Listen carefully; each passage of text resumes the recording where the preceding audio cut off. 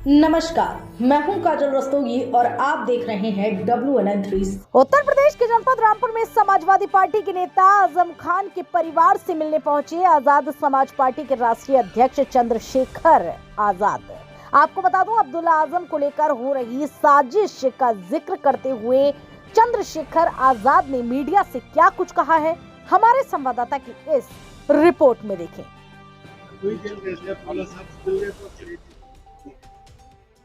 अब मैं यहाँ आया तो कहाँ जाएंगे।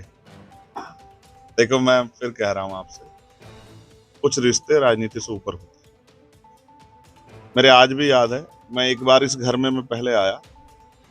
जब मैं आया, मैं उस प्यार को शब्दों में बयान नहीं कर सकता। वो आप सब लोगों ने देखा, जिस तरह एक सरपरस्त अपने सिपाही का हाथ पकड़ के चलता है, वो यहाँ से लेकर मुझे मेरी गाड़ी तक छोड़ने के लिए गए और उन्होंने मुझसे कहा कि मैं हमेशा तुम्हारे साथ हूं। जब भी उन्होंने मुझे याद किया, मैं फोन के जरिए किसी भी जरिए उनके टच में रहा। जब जेल में वो गए तो मैंने उन साथियों को फोन किया जिनके जरिए मेरी बातचीत होती थी, तो मुझे एक खबर आई कि अभी वो ना आए।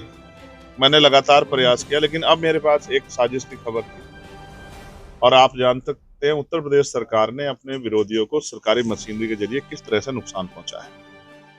तो मैं अपने छोटे भाई के नाते अब्दुल्ला से मिलने के लिए गया और यहाँ, क्योंकि मैं आज कुंदरकी में था, तो उनकी भी ये इच्छा थी, मैं उसकी बहादुरी की दाद देता हूँ।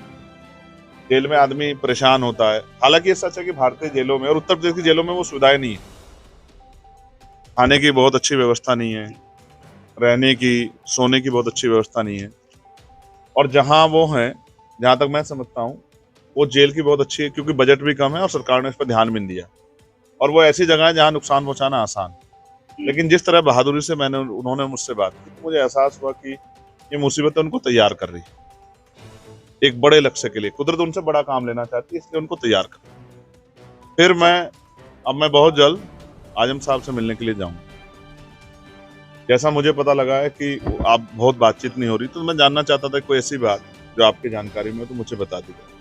लेकिन मैं आपको आज एक बहुत जिम्मेदार से बात कर रहा हूँ। कुछ साजिशें हैं जो की जा रही है। मैं साजिश करने वालों को आपके माध्यम से कह रहा हूँ, खूब जोर लगाओ। कभी कभी ऐसा होता है कि जब ऊपर वाला मेहरबान होता तो गधा पहलवान होता है। तो जिनको ये लगता है कि वो साजिश करके नुकसान पहुंचा देंगे, मैं उनको ये कहना चाहता हूँ, हम हर साजिश से जानकार हैं और खबरदार। अब कोई ऐसी गलतफहमी में मत कर बैठना जिसको आप झेल ना पाए। वो मेरे बड़े भाई हैं और मैं आपको आज कह रहा हूँ, मैंने उस दिन कहा था हम सरकार की ईंट शेर बजा देंगे और ये लड़ाई सड़क से लेकर संसद तक लड़ी जाएगी। सेशन चल रहा है, आप देख लेना। मेरा नाम चंद्रशेखर आजाद है। मैं जब किसी बात के लिए जबान देता हूं तो उसको पूरा कर देता हूं। और अगर सरकार इस अपराध में, ना वो मोटरसाइकिल चोरी वाले हैं, ना बकरी चोरी वाले हैं, ना मुर्गी चोरी वाले हैं, ना पायल पजेब चोरी वाले हैं, आप और मैं जानते हैं, जो उनके मुकदमों को पड़ेगा वो चक्कर खा के गिर जाएगा कि किस तरह के मुकदमे उन पर लगाए। उनकी एक ही गलती है कि उन्होंने कमजोर वर्गों के बच्चों के पढ़ने का रास्ता, जो बाबा साहब अम्बेडकर हमें दिखा के गए थे कि शिक्षा शेरनी का वो दूध है जो पिएगा वो धाड़े। उन्होंने एक ये एजुकेशन सेंटर खोला जिसको मैं घूम के आया था, और यहाँ से गरीब का बच्चा भी अमीरों के बच्चों जैसी सुख सुविधा के साथ पढ़ाई ले रहा था, गुणवत्ता वाली पढ़ाई। तो कल डॉक्टर, इंजीनियर, IAS IPS वकील जज ना बने, ये रास्ता रोकने के लिए उसी की सजा आजम साहब भुगत हैं। हालांकि वो अलग पार्टी में है, लेकिन फिर भी अगर किसी के साथ अन्याय होगा तो मेरा ये फर्ज बैठता है कि मैं उस अन्याय के खिलाफ आवाज उठाऊं। मैं अपनी ड्यूटी अदा कर रहा हूँ एक नागरिक होने के नाते, वो भी जिम्मेदार और एक जमीर वाला इंसान होने के नाते। तो दिखाओ। चंद्रशेखर भाई, सवाल ये है कि